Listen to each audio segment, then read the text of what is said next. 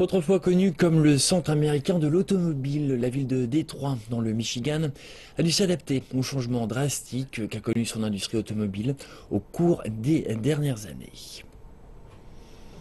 Avec une histoire industrielle remontant à la fin du XVIIIe siècle, Détroit a longtemps été la Motor City de l'Amérique. Mais les dernières années ont été difficiles pour la ville du Michigan. Récession, déclin et faillite ont complètement transformé l'industrie automobile de Détroit.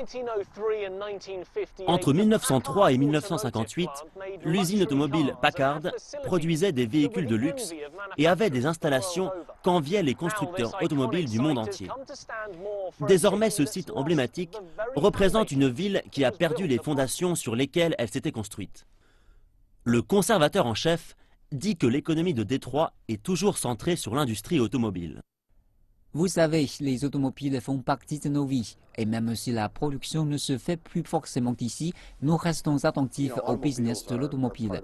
Le salon de l'automobile est très important pour la ville, car les automobiles font toujours partie de la Motor City. Certains ont même questionné la légitimité de Détroit d'accueillir l'un des plus importants salons automobiles d'Amérique.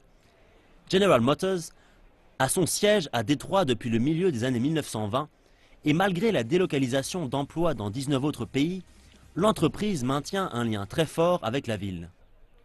Nous sommes pleinement investis. Notre siège est à Détroit et nous y serons toujours.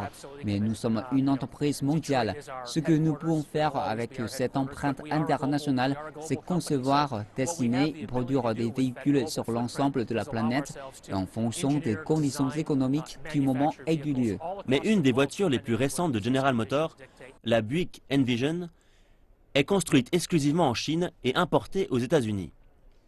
Cela ne participe pas vraiment à la création d'emplois américains. Mais cela empêchera-t-il les clients d'acheter ce véhicule?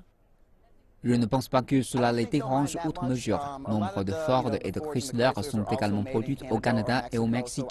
Ce qui est sûr, c'est qu'elles sont produites en dehors du pays.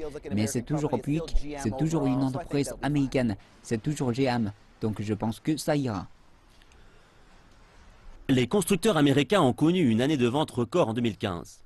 Mais avec une production délocalisée devenue si commune et de nombreux emplois autrefois à Détroit, aujourd'hui délocalisés à l'étranger, c'est de l'argent qui ne profite plus à la ville.